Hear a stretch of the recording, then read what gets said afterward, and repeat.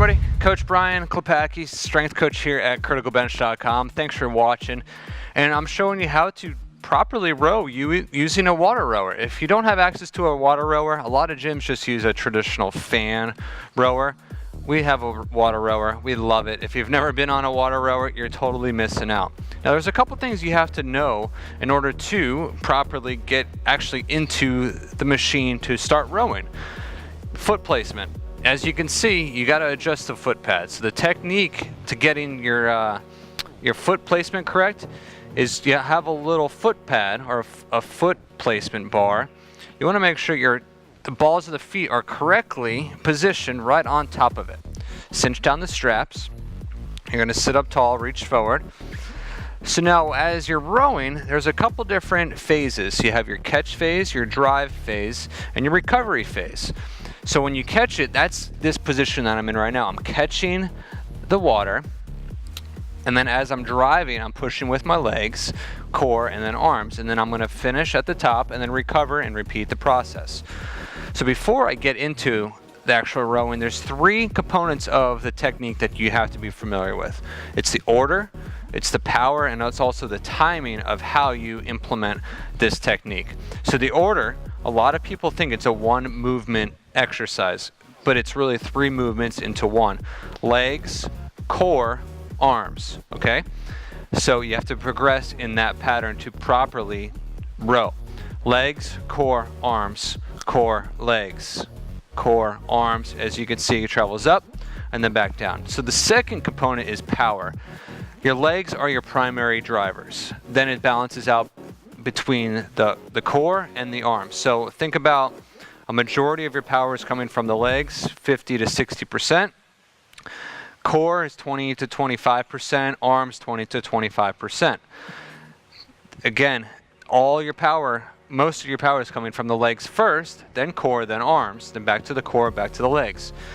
Finally, the timing, the way you want to do it is you want to make sure that you're pulling 1 second in, releasing for 2 seconds. So a lot of people, they just do this fast 1-to-1, or they try to get back to the catch as fast as they can. You want to drive faster than you're recovering. So you're going to pull for 1 second, 1, 2, 1, 1, 2. Got it there?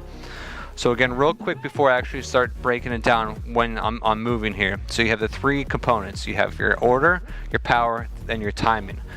Power, legs, core, arms, core, legs.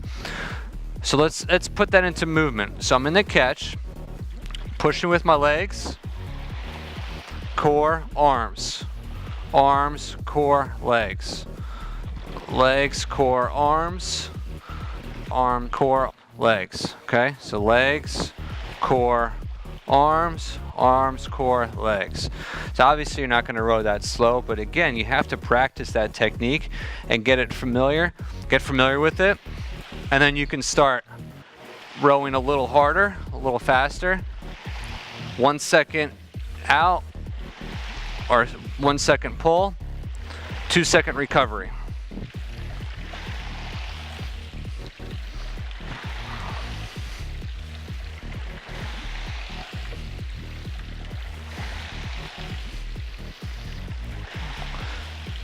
So now if you're going for a sprint, obviously you're going to be pulling as hard as you can, as fast as you can. So a lot of people have like a 500 meter all-out time trial.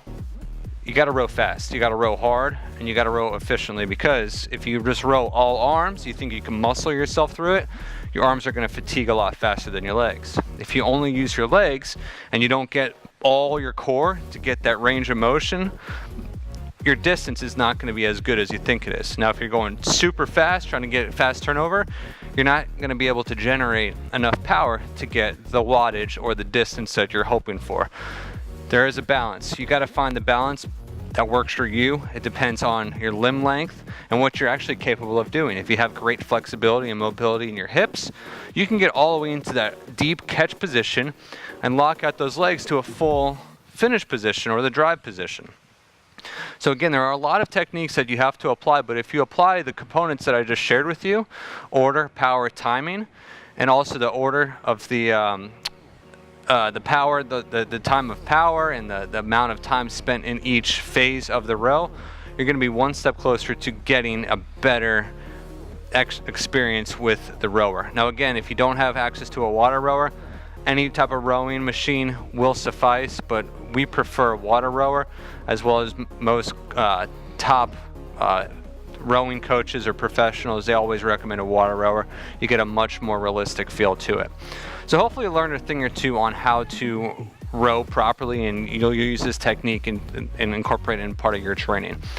So before you take off, there's a report that we wrote. It's called How Actors Get Shredded. A lot of actors use things like water rower for interval training.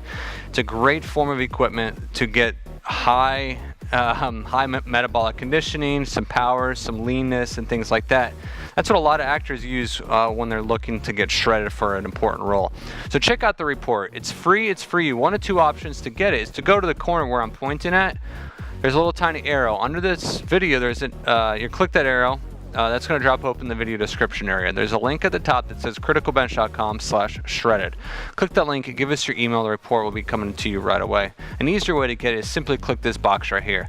Click it, give us your email, and the report is going to be sent over to you immediately. Don't forget to subscribe to our channel by clicking here. And also check out this other video that I'm pointing to right here. You're going to love it. I know you will. Other than that, comments, questions, suggestions, post them now below. We'll get back to you as soon as we can. Coach Brian here. Thanks for watching. criticalbench.com. Bye.